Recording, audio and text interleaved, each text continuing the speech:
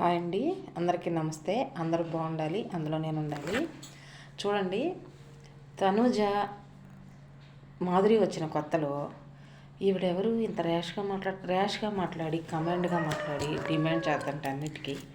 ఈవిడెవరు ఇంత స్ట్రాంగ్గా మాట్లాడుతుంది అది ఇదని కనుక్కుంది ఆవిడ గురించి. ఆవిడ పొలిటికలా అని కనుక్కున్న తర్వాత ఎంతో కొంత ఇన్ఫర్మేషన్ చెప్తారు కదా ఏంటనేది. చెప్పినాక స్ట్రాంగ్ పర్సన్ అని ఆమెని రాజా అని చాలా ఇది చేసి ఆమె సేఫ్ గేమ్ ఆడదామని ఆమెతో చాలా మంచిగా ఉండి ఆమెతో ఫేవర్గా ఉన్నట్టు ఉంది. బాగానే ఉంది.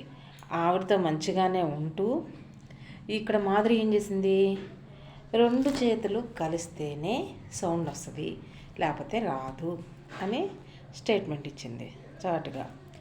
ఆ విషయం తెలిసిన తనూజ టైం కోసం వెయిట్ చేసి వినింది. అన్నీ తన కోసం చాలా వస్తున్నాయి కదా తన మీద. ఇట్లా ఈ మూర్ఖతో కానీ పవన్ కళ్యాణ్తో కానీ ఇలా వస్తున్నాయి కదా. ఇప్పుడు 2 చేతులతో ఇట్లా వస్తే సౌండ్ వస్తుంది అంది కదా. దానికి చక్కగా మొన్న ఎలా కౌంటర్ ఇచ్చేసింది నామినేషన్స్లో. ఇది కలిసిందా, సౌండ్ వచ్చిందా బాగా, కానీ ఇంతకన్నా సౌండ్ వచ్చింది ఒంటరిగా ఉంటే విజిలేస్తే అని విజిలేసింది.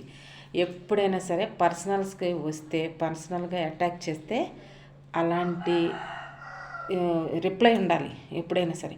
అదే మాధురి మీద పర్సనల్గా అలా మాట్లాడితే ఎవరినైనా ఊరుకుంటుందా? తను చేసింది ఎంత మంచి పనో. తన గేమ్ కోసం ఎప్పుడైనా సీరియస్గా సిన్సియర్గా అది ఎట్లాగైనా సరే సేఫ్ గేమ్ అయినా ఆడుకోవచ్చు, అంటే ఫేవర్గా ఉంటూ ఆడుకోవచ్చు. మరి సేఫ్ గేమ్ కూడా ఎప్పటికైనా డేంజరే. ఇప్పుడు బిగ్ బాస్లో చూస్తుంటే నాకు తెలిసి అందరూ సేఫ్ గేమే ఆడుతున్నారు. ఎవరికి నచ్చినట్టు వాళ్ళు ఆడుతున్నారు. నామినేషన్లో మాత్రం ఒకరికొకరికి ఓకే ఉన్నాయి లేని అవి జెన్యున్గా కాకపోయినా దాని కారణాలు చూపించుకుంటున్నారు. దాని మీద ఇచ్చేస్తున్నారు, నామినేషన్ చేస్తున్నారు. అదంతా అన్ఫెయిర్గా ఉంది.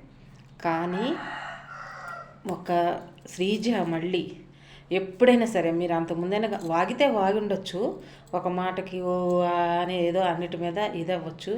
కానీ పాయింట్ టు పాయింట్ మాట్లాడితే ఆ అమ్మాయి అంత జెన్యున్గా ఉండిద్ది. అసలు ఎంత ఇప్పుడే మన ఇద్దరం బాగా పోట్లాడుకున్న ఆ మనిషితో నామినేషన్స్కి వచ్చేసరికి నా మీద పోట్లాడింది, నన్ను అనిందని మాత్రం ఎప్పుడు ఎవరిని నామినేషన్ చేయలే. నామినేట్ చేయటానికి మంచి రీజన్, కరెక్ట్ జెన్యున్ రీజన్తోనే చేసింది ఆ అమ్మాయి. ఆ అమ్మాయి మళ్ళీ తిరిగి రావాలని నేను కోరుకుంటున్నాను.